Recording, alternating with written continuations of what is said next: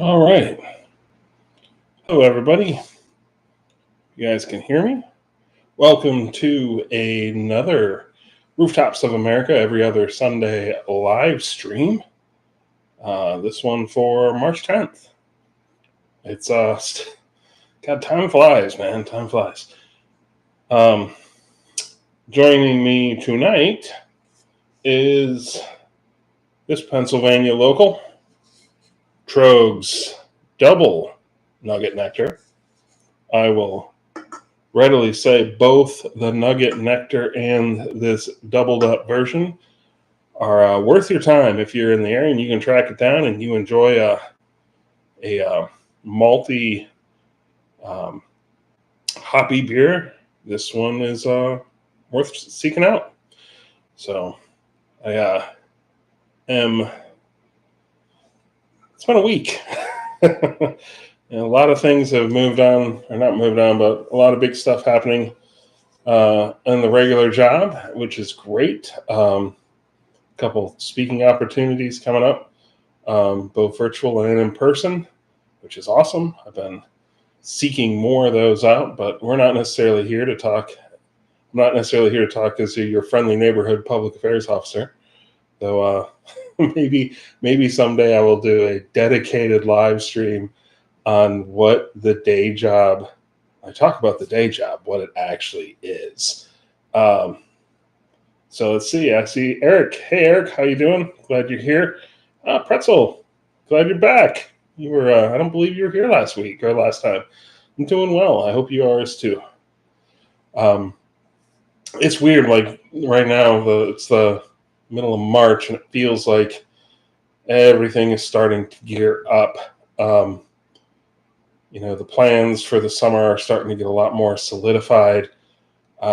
Production things are starting to get organized, and both for rooftop stuff and for the Seeking the Signer series too. I'm really gonna more of my summer. I think is going to be committed to that than I originally thought. So it's going to be a busy couple of months. We've got spring break coming up soon, which, interestingly enough, I'll be going back to Alabama, Cheaha Mountain for my third time during that week to refilm it. And I had a choice to either go that route or potentially I was considering Missouri too. But when I looked at the scripts, Alabama was right on that edge where it really was a solid episode, just short. And when I was looking at the script, I was like, wait a second, the script's strong. I just got to add a couple pieces in here, and maybe stretch this out here. And it's sort of set. So some quick searching around, and I found some really interesting topics about how Alabama was formed that I didn't touch on. I probably could have touched on it with Mississippi, but I always felt Mississippi was a good episode, especially the redo. I liked how that one tracked out. So Alabama gives me this chance to talk about a few of these little forgotten episodes of American history that I'll be happy to share. So I'm looking forward to going back there. I found some interesting things, about drone flights or drone flying in Alabama too when I was looking around. And you can fly in state parks. So, yay. I'm pretty stoked, actually. I'm hoping that when we go, because my friend Colin is going to go with me, I'm looking forward to getting some not hours, but some minutes in with some good footage with the drone. It's such a pretty area. And, the fact that you can launch from the elevation will allow me to really capture, I think, some cool stuff. So I'm excited about that. Missouri when I was weighing out the pros and cons is it'll take about an hour more to get there. So 2 hours more travel time to go there and back. But also, that's going to end up being a complete and total rewrite. Um, it's always been interesting to look at some of those really early things, and Missouri's one of them. Like, Missouri was the third thing we ever shot. And wow. Wow. There's a lot of stuff that could be said about Missouri that I did not say at that time. So let's see what we got in the chat. Doing an extra hour of daylight today. So did I. Though I'm not looking forward to the sleep schedule getting. Personally, I am not a fan of daylight savings time. I think we should just sort of discard it, consign it to the dustbin of history. Maybe I'm wrong, but I think the folks in Arizona and Indiana and whatever other places that don't use it, they seem pretty happy. So we'll see. I know there was a push a while back to sort of consign it to the dustbin of history, but for me, I always feel that I get caught flat-footed, even though they're doing it Saturday night. Just throws everything off. And maybe it's a thing as I've gotten older. I feel more old man yells at cloud, you know. So let's see. Registration is up for the High Pointers Convention. It is. Yep. $90 is the adult price. Out in Rapid City. So, like anything, if you're thinking about going, now's the time to get those reservations in. Whether you're planning on camping, whether you're planning on hoteling, moteling, Airbnb, whatever. So, good time to look forward to it. Will I be going? Honestly, don't know. I don't know. Like I mentioned, there are things that have been coming up over the next 2 quarters for work that are eating into the schedule. And unfortunately, I can't. Unfortunately, it's a weird place to be where 5 years ago I could have easily jetted away and it wouldn't matter. Now, hey, apparently I'm running some of this stuff. So finding the time is a little more challenging. I'm really inclined, I'd like to go for a multiple reasons. Refilming the Dakotas is on the list. I still look at South Dakota and part of me is like, how could I not get 5 more minutes? Like, it really, even when I look at it, like, it was so close. I was so close to having a perfect episode, and I just didn't get 5 more minutes. I mean, yes, I guess I could crack that one and just dump voiceover in a couple spots to make up the time. But I think if I'm going to redo it and I can get there, there's so much. It's such a ridiculously pretty area. The Black Hills. I could spend the rest of this call or the rest of this live stream just talking about how gorgeous the Black Hills are. Such a cool area. Such a cool area. Such a geologically rich area too. That dome. So there's so many things about it. So it always sort of killed me. Whereas with North Dakota, man, I'm shocked we got what we got with North Dakota, because that was a rough shoot. We did that in May of 2018, and it was wet and miserable and like 40 degrees and that slick mud out there to get up White Butte. God, that stuff was like ice. It was like ice. It was that was a miserable shoot. So doing North Dakota is definitely going to happen. I figure if I'm going to North Dakota, I might as well do South Dakota too. But as to answer your immediate question, it's a good question. More to follow. Give me a little bit of time. Let me see how things shake out. In particular, the biggest thing I think that I need to shake out is the lottery for Whitney. 5 days. We'll find out. And if we get our spot, then that's really what the calendar will be built around. I can do a weekend in New York. I can do a weekend in Maine. Easy in the summertime. But heading out west, those are always more time is involved. The downside of living right outside of Philadelphia is I'm on the eastern seaboard.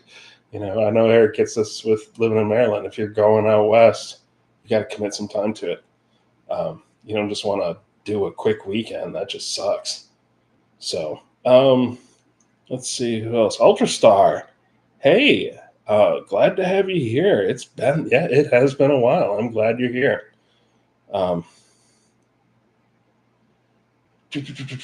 Yeah, I've told folks if you ever have to cross the Dakotas, it's more fun to go on up on 94 across North Dakota.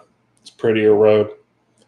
It's still can be it can still be a little lackluster, but there is definitely more variation in the terrain than you do getting for the long stretches of miles going across South Dakota.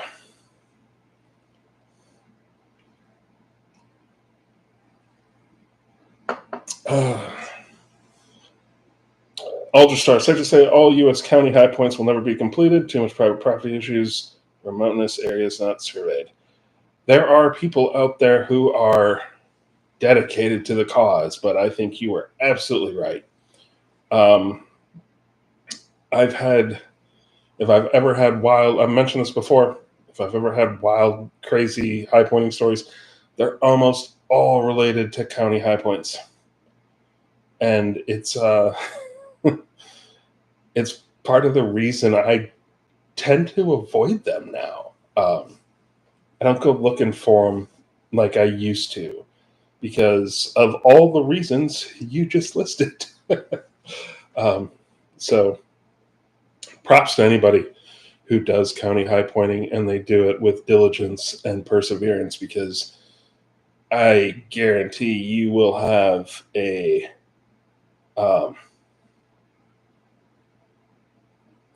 quite the experience. Fun fact, there's only 5 states, according to Peak Bear Guardian, that has, I can't see with the icon there, unsummited county high points. I wonder what those states are. I'm telling you, what is it? I think it's COH.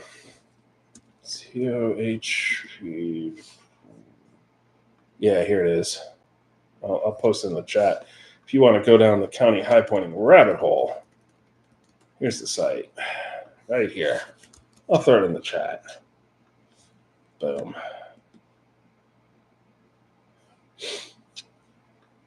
You'll get more stuff about county high pointing than you probably want. And then, there's even other stuff listed in there. National Park high points, national monuments, national forests. It's a wild, wild list. They have some pretty strict rules too in the county high pointing arena on how they go about declaring what's a summit, what's not, and if you can, you can't. Like, they got some strict rules. I'm not doing another high point again until late summer, fall, because my wife is due with our. Oh, congratulations, Eric! That's awesome.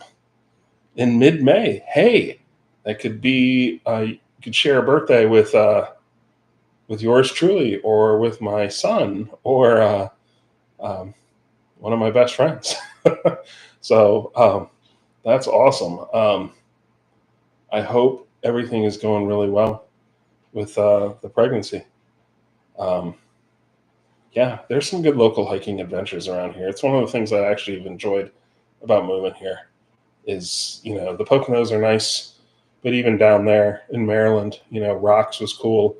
There's a couple other ones. When I go make the drive down to DC, I'm like, wait a second, I need to check that place out, and some of the others.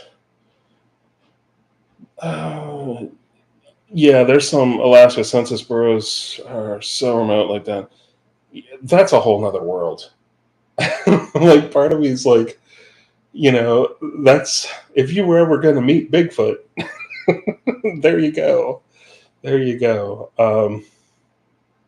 Yeah, take an expensive plane to get to the islands. Yes. Alaska, Kentucky, Louisiana, Mississippi, and Texas. Those are the 5 states. Well, that's interesting. Huh. I can understand Alaska. I could even understand Texas just for the size of Texas alone. But I think Texas gets there because um, private property issues too, probably. Kentucky, Louisiana, and Mississippi. That's interesting with the parishes in Louisiana, that somebody hasn't bagged all them. Then again, maybe one of those high points is stuck in the swamp. Um, what was the Okefenokee? No, can't remember the name of the giant swamp down there. That is,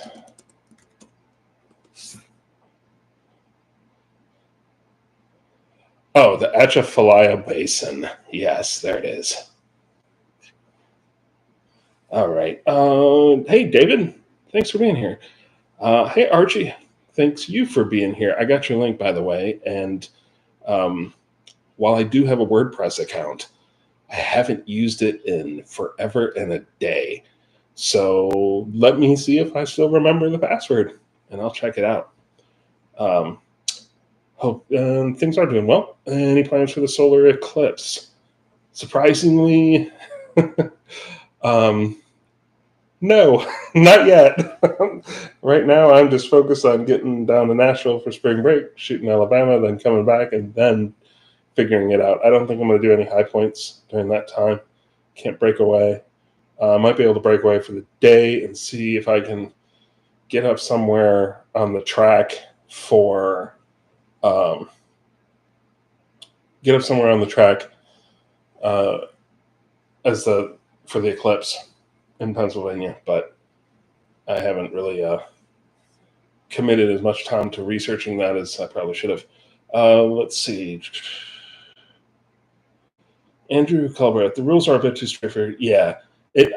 Hey, you know what? You and I are sharing similar thoughts on that, Andrew. I also, when I look at high pointing, one of the things I always tell people, if you want to bound it with the conditions that you want to, that's all your thing, man. It's everybody's personal journey. And part of the reason I'm keen on state high pointing bit is, doesn't matter how you get there. If you want to put the conditions on it, more power to you. But if you want to drive and step out of your car and walk over to it, hey, that's your choice. And I support that because it's still your personal journey. So let's see. The lowest Alaska unclimbed county high point is higher than the highest in the lower.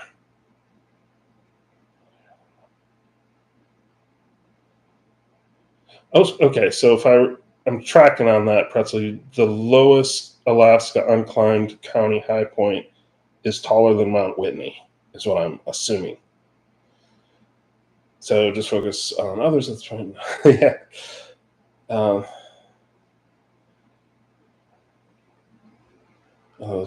yeah.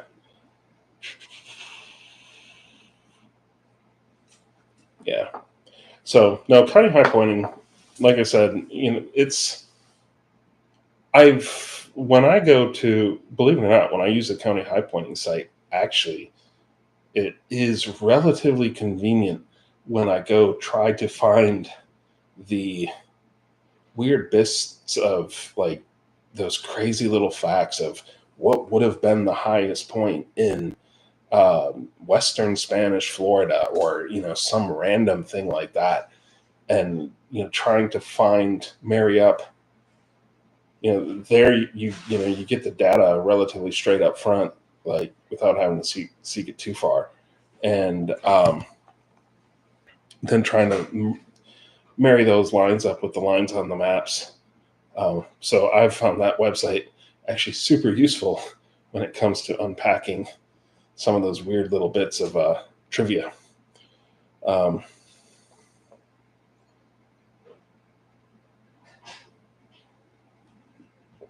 There's a reason, Pretzel, that maybe the best way to get the to get the White Sands National Park High Point is you want to be EOD on White Sands Missile Range. EOD being explosive ordnance disposal. You might be able to get on out there for some reason and bag the high point. But yeah, there are other lists out there that can be some incredible experiences, and I welcome everybody to check them out.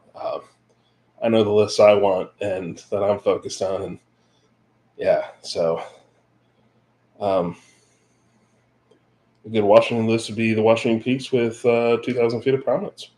Yeah. So now, so to get back to coming up, Alabama, of course. We said third time there. It's been fun to dive back into that script and punch it out. And I'm really looking forward to I'm hoping the conditions in Alabama are more reflective of the first time I was there with my brother in, what was that, 2014? 2014, 2015, than it is when I actually filmed it and there was a wall of white outside of Bunker Tower, and visibility was minimal, to say the best. Andrew, when are you going to be there? Because that's when I'm about to go down there again. I'm looking actually on that in the week of March 25th through 29th. I'm actually looking at going there either Tuesday or Wednesday, because the traffic should be minimal. And, fingers crossed, keeping in mind that it is spring break across the country and people might be there, but there should be less people there than on a weekend. And hopefully refilm it.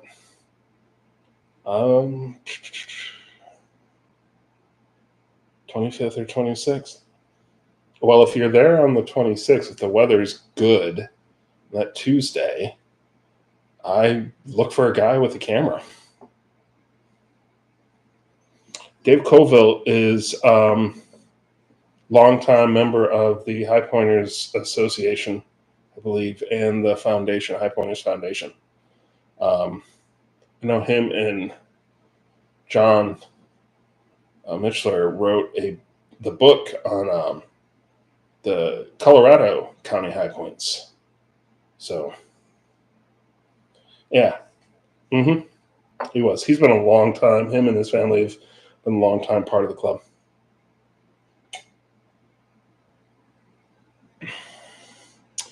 Yeah, Ultra Star.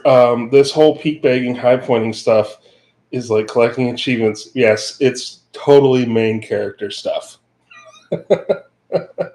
It really, really is. I've had that thought many of a time that, yes, I can even. Part of me thinks that actually might be something worth doing, is sitting down and writing achievements for each particular high point. That could actually be a pretty fun video to do. Trophies for your PS players achievements for your Xbox. So whether there's been factors, cool. I'll take it. I hope it stays. And hopefully, like I said, on the 26th, hopefully I'll get a chance to run into you. Yes, there it is. Achievements for Xbox, trophies for PlayStation. Yep. Let's see what else we got. When is your goal to finish off Solar System series with series? May 1st. May 1st. My plan is to get that out of the way on the 1st of May and get Utah is actually, I got a few more still images to send Brett. If series gets bumped, it'll get bumped to June 1st because if Utah's completely wrapped, we're totally getting that out the door. Because that has been a long time coming, and it would be nice to have that done in under 2 years. I had a moment of panic about that when I was thinking about footage. Like, I wonder if we actually captured enough footage on the trail. And then I got to thinking, I'm like, well, even if you had, there is absolutely nothing you could do about it now. So, but I believe we have. Sil and I need to sit down and actually talk about Puerto Rico because I'm the problem on that one too. I still got to get content over there for that one too. I've been dragging my feet on those, and there's other stuff in the can too that frankly I just got to get around to doing. I'm having more fun writing right now than I am editing. So I know who I am well enough to know that if the writing spirit is with me, I need to write. Because if it goes away, sometimes it's really hard to get it back. So if I'm in the mood to write, I should write. Because that way the content, it's definitely one of those sort of things.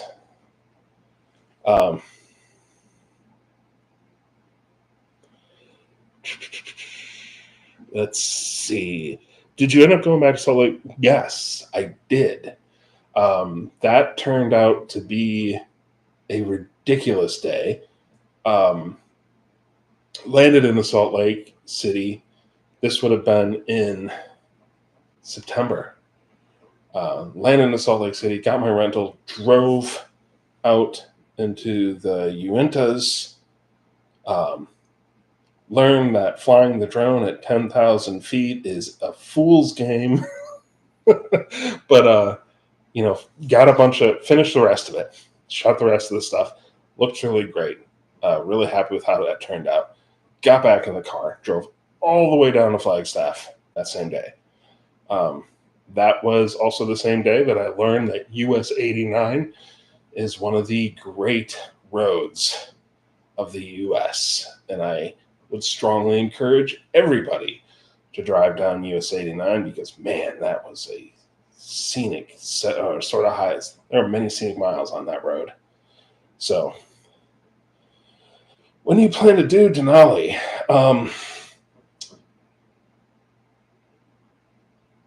So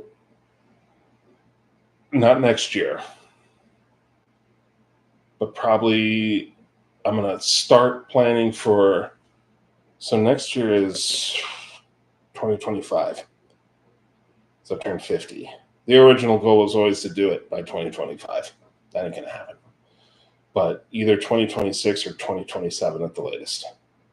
I really would like to get it done before I hit 55. I know because time is no longer on my side. Denali actually is one of these things where when I look at the Western or the territories, I will put the territories on hold to do Denali. Simply because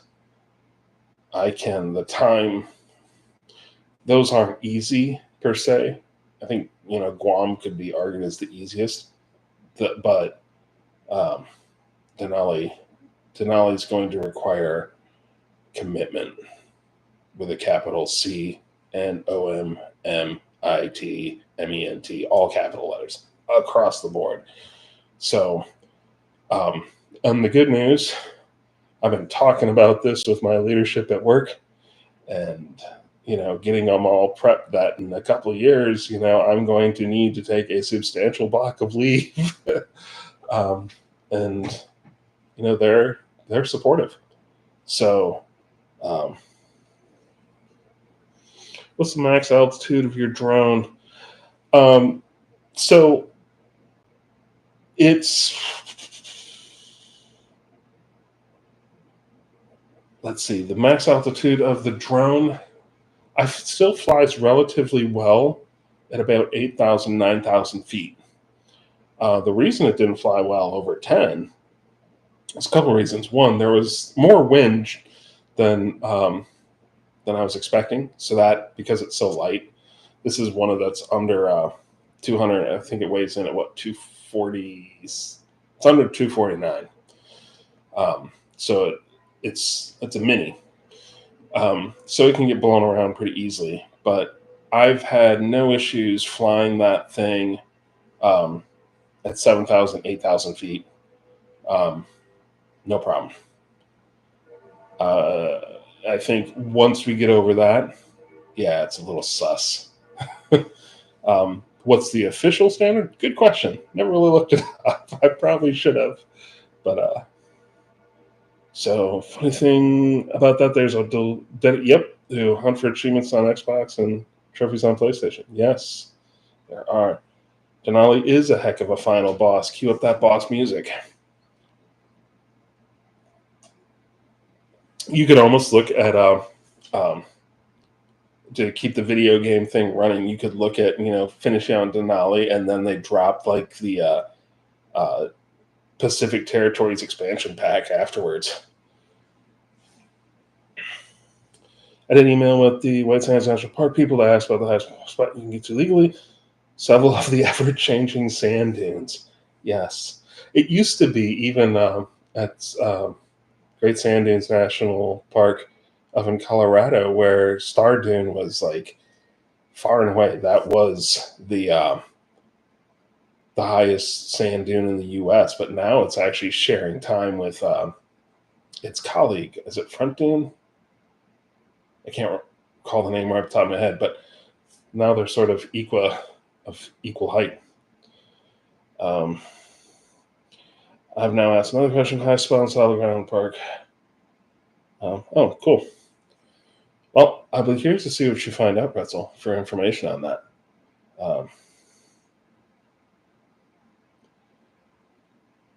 Great Sand Dunes National. Yes, that is correct. But for me, if I'm going there, I want to go for the highest dune. So, what else has happened of late? Well, so like I mentioned, now my third time, because of my third time visit. Alabama coming up. April is sort of relatively wide open. I was tossing around the idea of getting to Colorado, tossing around the idea of getting to California. Work has thrown a little bit of a wrench in those things. So that's probably not going to happen. So I've been looking at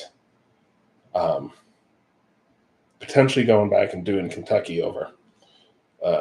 There has been that one has a lot of good stories to it. We talked about that last time, actually. And I've also been looking at, for relatively quick, is actually going back and refilming New Jersey, but not really doing anything different than I did before, but just putting better audio on it, because frankly, the audio on that was so blown out. We were still using a shotgun mic on that episode that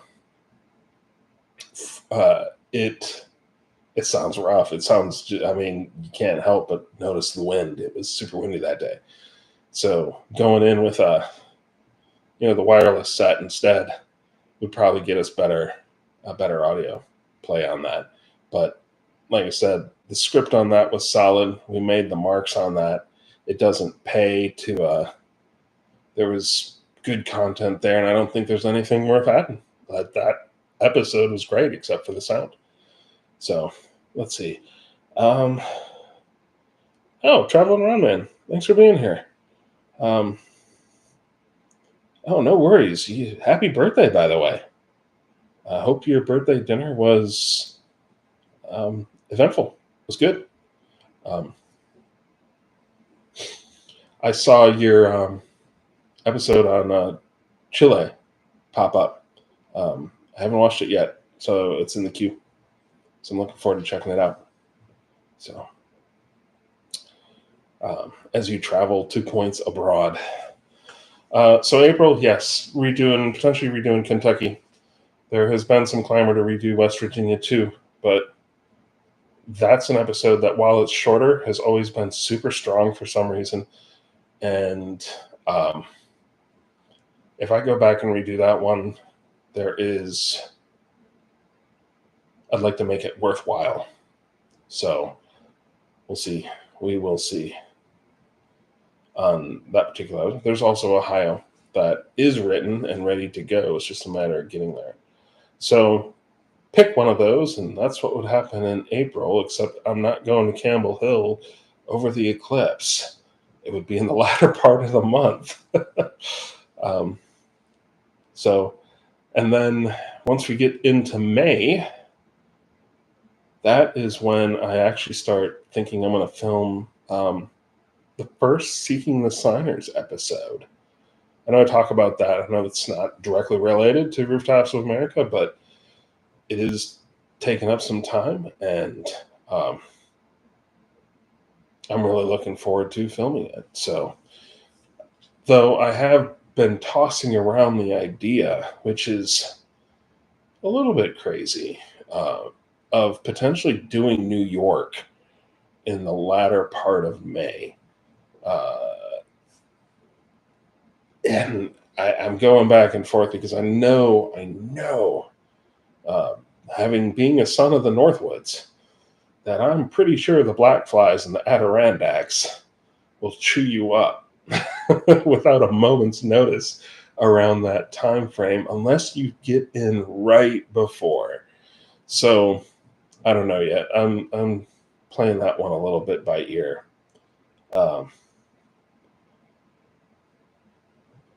And I like the New Hampshire episode. Take this. The train is cool simply for the fact that it is really an engineering marvel, and it's easy to, I think, in our modern world, when you look at the train, you sort of take it for granted. But when you're going up that thing, it's remarkable. And if you start looking at some of the builds, Jacob's Ladder and stuff like that, it's a hell of a place to put a railroad. And it would be a hell of a place to put a railroad today. And so to think when Marsh did it in the 1850s, 1860s, it's sort of extraordinary. The effort to put a train, and it's not a long stretch of track when you think about, railroads stretching, Transcontinental Railroad, or, the various lines that cut across the country even today, but it's incredible. It really is. And it's worth it just to sort of catch a glimpse of that history. And for me, that's always been a cool part of it. The same reason why, people could argue taking the Crawford path up is, one of the key things you should do on Mount Washington. Because here it is, this path that Ethan Crawford cut in 1820s, 1830, whatever, 200, almost 200 years ago. Still using it today. And, you're literally walking in history. And those sort of things always speak to me. Like, that's some of the reason I end up making some of these choices in these episodes, is for that element. So, let's see, get back to the chat real quick. A few new national park high points that come to mind, I probably won't ever do, are Kings Canyon, Tetons, and Olympia. I also saw the 5 Fast Fact Shorts. Guess what? Another one's coming up. They're basically going to be staggered. Live stream, short, live stream, regular episode, however it breaks out like that. And they'll be coming out throughout. So, and the New Hampshire episode, to finish that out, Eric, that's been playing pretty well. Like, people have really liked it. So I'm pleased with how it's been performing. Are you going to do Marcy as a day hike or backpacking trip? I've gone back and forth on that. I think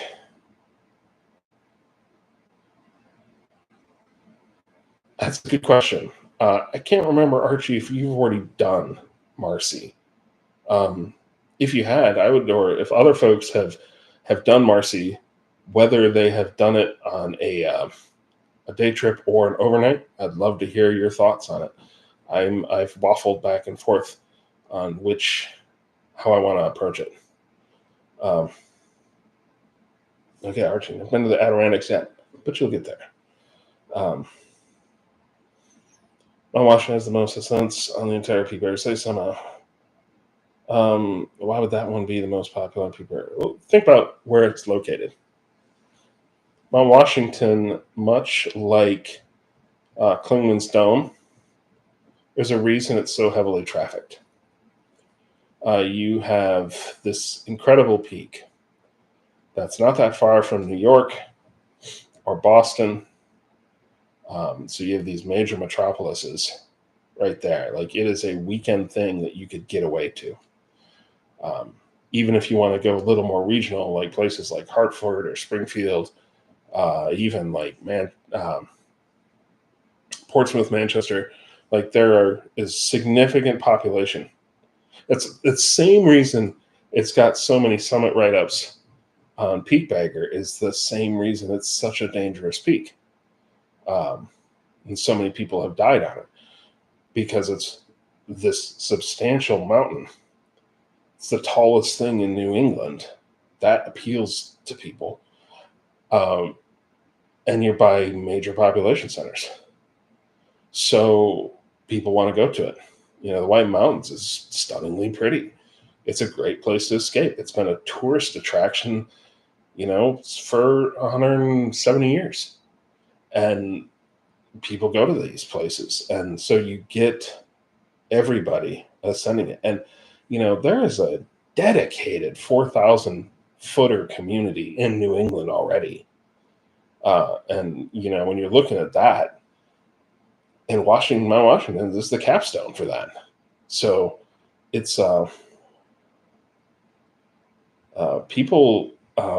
Let's see. I did it one day. I hated Marcy. No good views except for the top, about 60 miles round trip, lots of boulders. Yeah, that's some of that feed that I've gotten on the trip reports. Not that I hated it, but I get it. People have died. Many people have died. Mount Washington, surprise, surprise, is the deadliest peak in the world. When you're looking at vertical feet, more people have died on Mount Washington by that category. There's a map out there that shows the deaths of Mount Washington. You can go and look at the board in Mount Washington on the summit in the center there. There's a board listing everybody out. It's it really is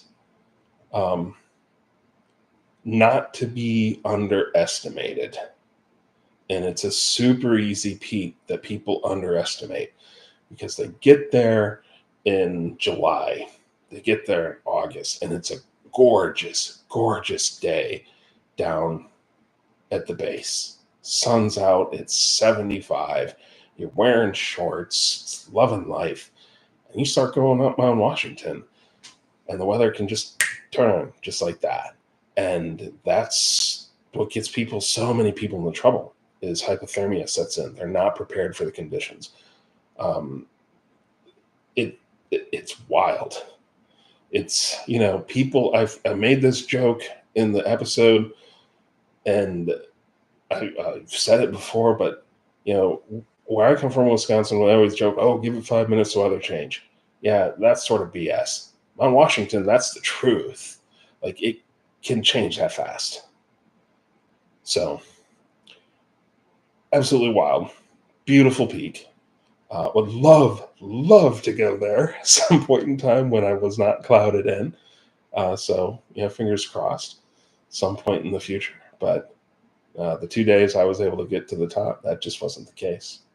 So, started early, went on a weekend. The parking lot was full. I wouldn't say it was crowded, but it's not exactly empty. Good to know. Thanks. When I hiked Washington a few weeks ago, a guy was rescued. He would have died. Yeah. And I watched a movie a few weeks ago. Oh, not Washington. It's a remarkable place. It's rich in history. It really is incredible. Is the trailhead from Marcy next to the Adirondack Lodge? Yes. Yep. And it's very well done. Okay, awesome. It's also, we're at time. It's 9:16. This went really quick. Thanks everybody for being here. And next one, I will actually be streaming from Nashville, Tennessee.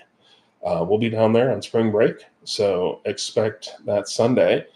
I'll be maybe I'll be sitting on the porch enjoying some fine southern weather, fine Tennessee and Cumberland Basin weather. Not Cumberland Basin, but Highland Rim Basin, Nashville Basin weather. And it'll be nice. So, till then. Hold on. For Kentucky, is it doable without four-wheel drive? Yeah, just take it slow. Take it slow. You don't need four-wheel drive on that, but don't go barreling down the forest roads. So, on that note, I will see you when I see you. Thanks for being here. Later.